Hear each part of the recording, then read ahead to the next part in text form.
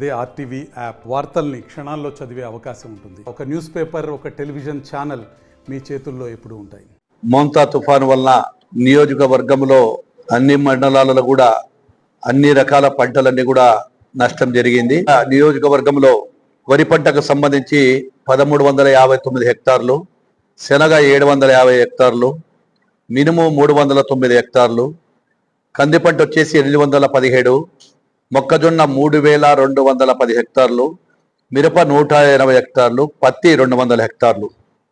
దాదాపుగా మొత్తం కూడా 6825 హెక్టార్ల నష్టం జరగడం ఇప్పటికే ప్రాథమిక అంచనా వేయడం జరిగింది.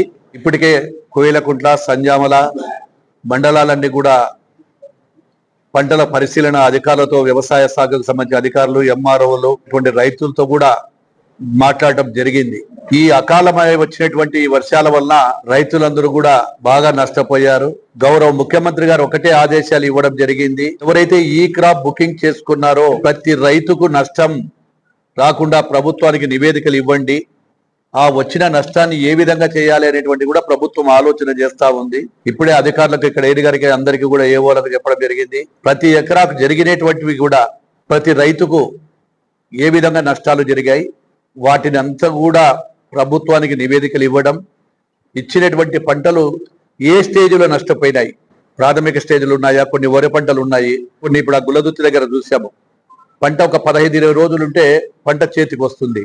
ఆ పంట చేతికి వచ్చే టైంలో కూడా కొన్ని పోయినాయి. మిరపకు కూడా కొన్ని చోట్ల పంట నష్టం జరిగింది. మొక్క కూడా ఎక్కడైతే ఉందో ఉండే హెక్టార్లు కూడా కొన్ని పోవడం జరిగింది. మొక్కజొన్నకు సంబంధించి తీవ్ర నష్టం జరిగింది. మొక్కజొన్నకు సంబంధించిన వల్ల రైతులందరూ కూడా ఆందోళన చెందుతా ఉన్నారు, ఏ విధంగా చేయాలని. అదే విధంగా శనగ కూడా 750 హెక్టార్లు జరిగింది. ఈ పంటల నష్టానికి ప్రతి రైతుకు న్యాయం చేయాలని ప్రభుత్వం ఆలోచనలో ఉంది. ఏ విధంగా కేంద్ర ప్రభుత్వానికి కూడా నివేదికలు పంపిస్తా ఉన్నాము. ఇప్పుడు మొట్టమొదటి టెంటేటివ్గా అంచనాల మేరకు మాత్రమే 6825 ఎకరాలు. ఇది పెరిగేదానికి ఇంకా అవకాశాలు ఉన్నాయి. హెక్టార్స్ 6825 హెక్టార్లు, ఇంకొక దాదాపుగా 200 హెక్టార్లు పెరగడానికి కూడా అవకాశాలు ఉండొచ్చు. ఇంకా పొలాలన్నీ కూడా నీటిలో ఉన్నాయి. ఆ నీటిలోకి పోవడానికి కూడా సాధ్యం కావడం లేదు. పరిశీలనలో భాగంగా అధికారులను కూడా ఆదేశాలు ఇచ్చాము.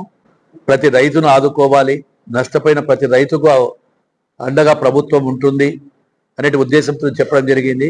ఈ నీళ్ళు అన్ని కూడా తగ్గిన తర్వాత ఏ విధంగా మళ్ళీ వీళ్ళ తీసుకొని నెక్స్ట్ లెవెల్ మళ్ళీ ఏ పంటలు వేస్తే మనము ఈ యొక్క రైతుకు బాగుంటుంది మీద కూడా అధికారులకు ఆదేశాలు ఇచ్చాము. వాళ్ళ సలహాలు, సూచనలు ఇవ్వమని. మళ్ళీ పంటలు వేయాలంటే ఏ విధంగా వేయాలనేది.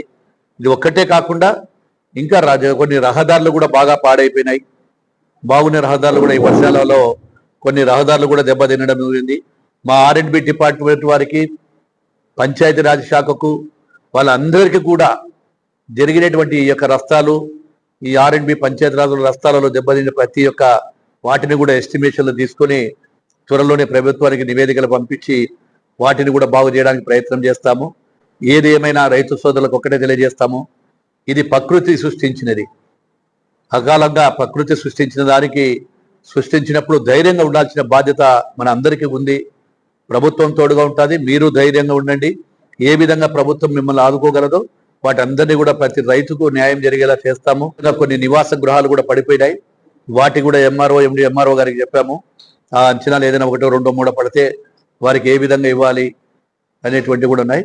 ఏదేమైనా ముఖ్యంగా ప్రతి ఒక్కరిని ఆదుకోవాలని చెప్పి ప్రభుత్వం, గౌరవ ముఖ్యమంత్రి గారి ఆదేశాలు తెలియజేస్తా ఉన్నారు. మరిన్ని వీడియోస్ కోసం ఛానల్ ని సబ్స్క్రైబ్ చేయండి. లేటెస్ట్ అప్డేట్స్ కోసం వాట్సాప్ ఛానల్ ని ఫాలో చేయండి. అండ్ లింక్ డిస్క్రిప్షన్ లో ఉంది.